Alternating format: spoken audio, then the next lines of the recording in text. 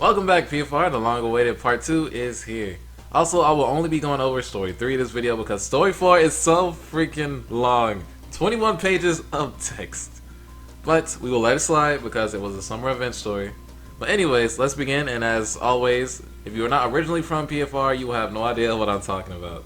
So remember when I said I left some stuff out of story 1? Well, some of those things are actually important to understand future stories, so I will explain them quickly. So not long after Golden Colossus was defeated, KO and Jalen were sent on a mission to hunt down a duo squad that was attacking the region. This duo squad was named Kwai and Leah. Kwai fought with powerful aggression and Leah battled with grace and smooth movement. KO and Jalen get destroyed against the team, but Kwai mostly. Once the battle ended, KO and Jalen fall to Kwai's hand and they get ready to finish them off. Suddenly, a white arrow blasts through Kwai's chest and he is defeated. Once KO and Jalen wake up, they see Leah carrying them to safety. She says thank you for weakening Kwai. She hated being alongside him and he was causing havoc. She knew she had to go rogue before the other Supremes find out about her betrayal. So in future missions, Leah gave KO and Jalen intel on Antiverse stuff and KO and Jalen kept her a secret so the PFR wouldn't know about her. So a bond between them formed over the years. Okay, so part 2. After Prince accepted Jasmine. After learning someone was causing Jasmine's rage, Prince lost and Mia hunted down the Supreme. The Supreme who caused the Ghost Rage was Clara, Jalen's Supreme Elemental. After Prince blasted her with a beam assisted by Jasmine's spirit, Clara fades into ash and leaves her spell book behind. Lastly, PFR meet a scientist named Diego once the Antiverse was discovered. Diego was a scientist who recently graduated college. Jalen recommended him over to Cruz and helped him study the elementals. He later created the light contacts that made it possible to see in the Antiverse. Alright, that covers up the loose ends. Let's begin. Story 3 takes place after the world are divided. The PFR crossed to another dimension using a portal Jalen's scientists created. The dimension the team crossed to was similar to the original, but it was overtaken by the Supremes. This dimension is called the Parallel Dimension due to its comparisons. The members of this dimension were not as powerful and they failed to defeat Azoric when they attacked the region. After traveling for a while, the PFR ran into similar faces. The Parallel PFR members looked slightly different than those of the original, and they had some very big life differences. KO wasn't such a nice guy and was said to have dated promises.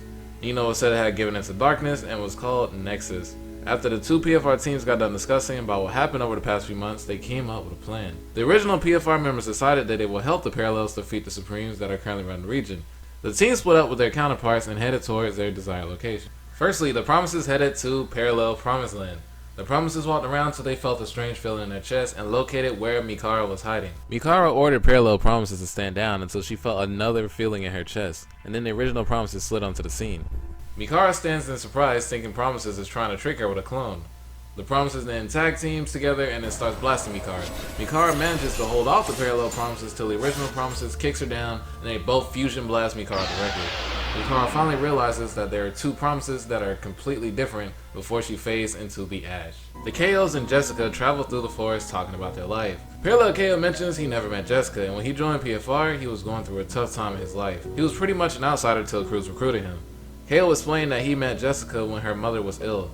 She wasn't going to make it through it, and her final request for someone to take care of her daughter. KO took the girl in and let her stay in Metro as her guardian. The two KOs continued talking until they arrived at the location one of the Supremes were. Parallel KO summoned him down, and the Supreme turned out to be Blake. Blake laughed at KO, saying, "Wasn't the first 3 beatings enough?" And they began battling. Once KO started to falter, the original KO and Jessica jumped out the bushes and surrounded Blake. Blake manages to keep all 3 at a standstill as none of them are used to fighting side by side. Blake then gets the upper hand and grabs Parallel KO by the shirt, saying, "Your tag team failed." KO and Jessica then charge up and go fantasy form, surprising Blake, and then both beat him down to defeat. Parallel KO looks in awe at the form, and the two leave Blake on the floor to be finished off by Parallel KO. KO asks why weren't they fighting their Supreme, Kihanan. Parallel KO says they did manage to defeat some Supremes, just not the major ones. Kihanan stays near boss Azoric. At the same time, the Princes and Parallel Ace were attached to defeat Hellspawn. Prince talked to Parallel Ace and mentioned how the Ace from his dimension was quite lazy and very inactive during major PFR events. Parallel Ace replies that he used to be that way, until he realized the danger that the world was going through. Parallel Prince asks how Prince became so strong. Prince explains that he wanted to stay on par with Cruz and become a champion of the light that pushed his limits. Listening to Prince's story inspired Parallel Ace, and he was eager to fight. After walking the Royals and the team finally find Hellspawn's stronghold and lure him out. Hellspawn appears from above and a massive fire knocks the Prince's back and Ace does not flinch. Hellspawn grabs Ace by the shirt and jerks him up. Ace punches Hellspawn back and catches him off guard.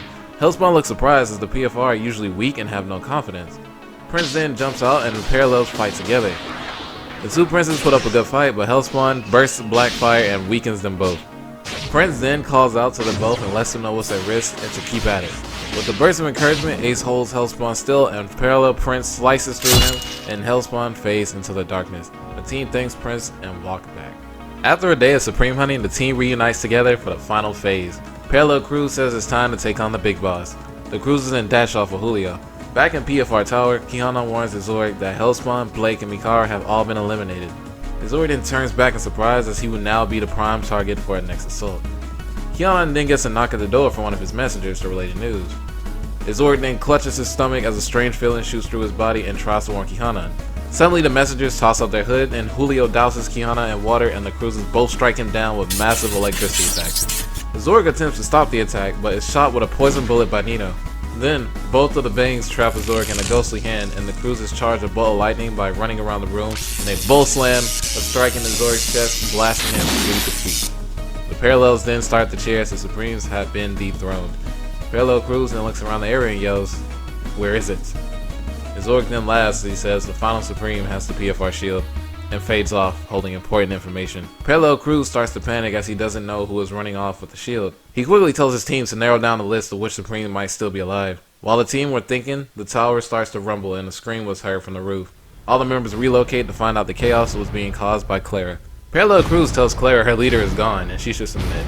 Clara then bursts into a panicking rage as she says she will never forgive the PFR for killing off her team and then pulls out the PFR shield. Clara then forces the elemental child to spill the elemental power into her and supercharges herself. Clara grows in large size and slams the PFR tower, knocking down most of the members off of it. Clara uses the spellbook to separate the mass amount of elemental power. Both teams stand against the massive foe and battle against her. Clara manages to defeat most of the members. As Parallel Cruz is about to be defeated, Parallel Ace slams Clara's face with a windstorm fist and makes an opening.